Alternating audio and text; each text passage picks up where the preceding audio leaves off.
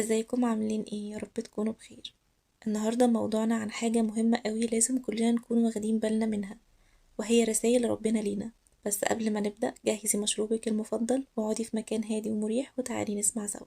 كلنا بلا استثناء مر علينا تجارب واختبارات مش بنكون عارفين هي صح ولا غلط، او حتى بنمشي في طرق مجهولة مش عارفين نهايتها، فبنقعد ندعي ونقول يا رب عايزين إشارة، عايزين علامة، حاجة تبين لنا إذا كان الطريق اللي احنا ماشيين فيه ده صح ولا غلط.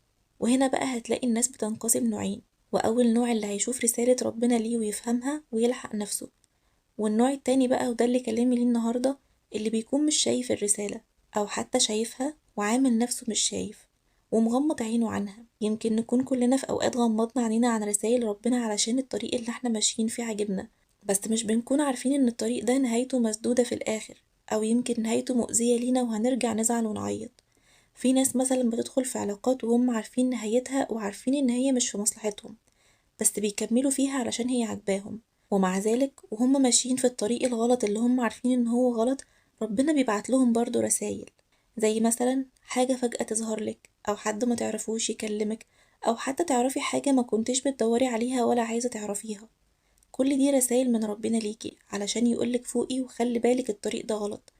أو حتى ساعات الرسالة بتكون مجرد إحساس كده في قلبنا إن إحنا مش مرتاحين مثلا أو مش مطمنين، فإحنا دورنا هنا إن إحنا نفهم إن دي رسالة من ربنا لينا ونفتح عينينا ونلحق نفسنا.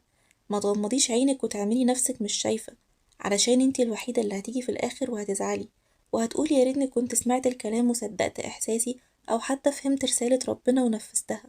وخلي بالك بقى في حاجة مهمة جدا، طول ما انتي مفهمتيش الرسالة بتاعت ربنا هتفضلي تعيدي نفس الغلط كل شوية، لأن هي دي سنة الحياة.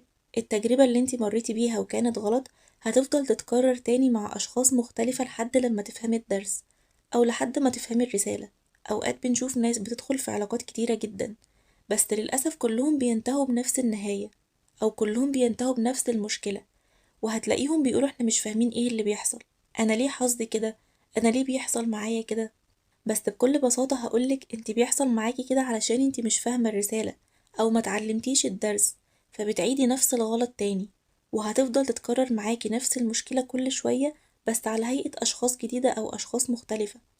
وعلى فكرة ربنا عمره ما بيسيب حد من غير ما يبعتله رسالة، كل واحد على حسب مقدرته على الفهم هتلاقي ربنا بيبعتله رسالة يفهمها، او رسالة على قد مستوى فهمه، لكن عمره ما هيسيبك من غير اشارة او علامة. احنا بس محتاجين نركز ونفتح ونشوف ونفتح عينينا وودنا علشان نقدر نفهم. ولازم بقى دايما تدعي ربنا انه ينورلك طريقك ويبعتلك اشارات تنورلك الطريق وتفهمك. تخيلي معايا كده تكوني مسافرة بالليل والطريق ضلمة ومليان مطبات، هل هتكون زي ما تسافري الصبح؟ ممكن تكون المطبات بتاعة الطريق هي بس الطريق الصبح مش هيكون موحش وضلمة زي بالليل. وهي كده حياتنا بالظبط من غير رسائل ربنا لينا. لو مشيتي في حياتك من غير ما تفهمي رسائل ربنا حياتك هتكون بالظبط ضلمة زي الطريق اللي انتي ماشياه ده، لكن لما تفهمي الطريق هيبدأ ينور واحدة واحدة، وهتبدأي تشوفي المطبات كويس وتعديها بسلام. فاوعي تعملي نفسك مش شايفة الرسائل اللي ربنا بعتها لك. ممكن الرسالة أحيانا تكون صعبة، ممكن تكون فيها حاجات انتي مش عايزاها أو على عكس هواكي، بس كلنا عارفين وانتي عارفة ان هي الصح وان هي في مصلحتك. اصل خلي بالك ربنا مش بيقدر لنا غير الخير، فمهما كانت الرسالة نفذيها حتى لو مش على مزاجك دلوقتي. ممكن وانتي مسافرة وماشية في الطريق اللي قلتلك عليه ده تلاقي طوبة كبيرة قوي وقافلالك الطريق، وحتى يمكن فجأة العربية تعطل منك في نص الطريق، فانت تزعلي وتتضايقي علشان هتتأخري مثلا على الميعاد اللي انت كان المفروض توصلي فيه، بس انت ما تعرفيش وقتها انت ربنا بيحميكي من ايه. ممكن تكون في حاجة كبيرة هتحصلك قدام، يمكن في حادثة، او يمكن في حفرة كبيرة هتقعي فيها. كل حاجة بتحصل في حياتنا وراها حكمة ومعنى أو درس احنا مش عارفينه، لأن احنا مش شايفين الصورة كاملة، فاحنا ساعتها محتاجين ان احنا نثق في حكمة ربنا ونسلم نفسنا وحياتنا بكل بساطة وبهدوء، لكن ما نفضلش نعاند ونكابر وتكون الإشارات واضحة قدامنا وضوح الشمس، واحنا برضو نفضل نقول لأ ونكمل. زي بالظبط اللي تقعد تقول يا رب لو الطريق ده مش خير ليا أو الشخص ده مش خير ليا ابعدني عنه، وفعلا تلاقي ربنا بيبعدها عنه، وتلاقيها هي اللي راح تحاول وترجع لنفس الطريق تاني او لنفس الشخص تاني. ده غير بقى اصلا ان انا اختار اتكلم معاكم في الموضوع ده بالذات النهاردة، ده اكيد في حكمة برضو من ربنا مش صدفة. انا معرفش مين اللي هيحتاج يسمع الكلام ده في التوقيت ده، أو مين اللي فعلا محتاج الكلام ده وربنا بعتني ليه دلوقتي علشان يفهم الرسالة. أنا ربنا سخرني النهاردة علشان أقولك خلي بالك إن في رسالة من ربنا ليكي انتي مش شايفاها، فاعتبري الفيديو ده إشارة ليكي أو رسالة ليكي من ربنا، وافتحي عينك وركزي وافهمي الرسالة قبل ما يفوت الأوان. وعلى فكرة مفيش حاجة في حياتنا بتحصل صدفة، دي بتكون دروس ربنا بيعلمها لنا. كل تفصيلة في حياتك بتحصل لسبب معين، مفيش حاجة كده بتحصل صدفة، كل حاجة محددة بميعاد عند ربنا. كل حاجة صغيرة وكبيرة ليها ميعاد عند ربنا ومعمولة لهدف معين. بس احنا يمكن عشان نظرتنا صغيرة أو قصيرة شوية فاحنا مش بنفهم كل حاجة حوالينا، وعلشان مش بنفهم بنفكر ان هي صدفة او حاجة عادية ممكن تحصل لأي حد، بس هي في الحقيقة ممكن تكون رسالة او درس واحنا مش واخدين بالنا منها. وفي حاجة كمان خدوا بالكم منها، ما تفسروش رسائل ربنا ليكم على مزاجكم. مش معنى ان في حاجة معينة في دماغك نفسك ان هي تحصل فتنامي مثلا تشوفي حلم فتقولي اه خلاص دي رسالة من ربنا.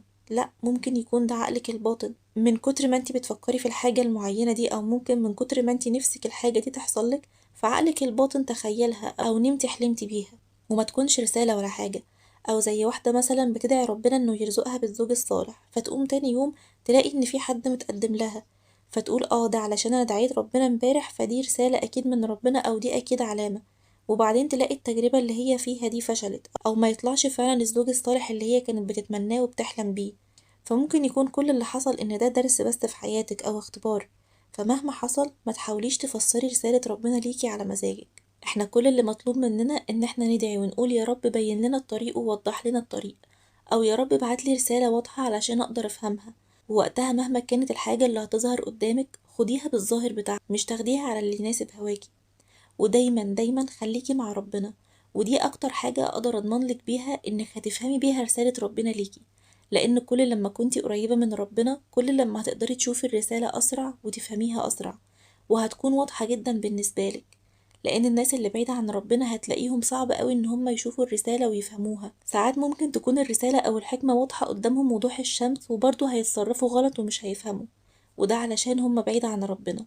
فعلشان كده دايما خليكي قريبة من ربنا، واستغلي بقى فرصة ان احنا في رمضان وقربي اكتر وركزي اكتر علشان تقدري تشوفي الرسائل اسرع وتفهميها اسرع. وبس كده، ده كان فيديو النهاردة، يا رب تكونوا استفدتوا واستمتعتوا. ما تنسوش لو عجبكم الفيديو تعملوا لايك وشير وسبسكرايب، واشوفكم على خير في فيديو جديد. مع السلامة.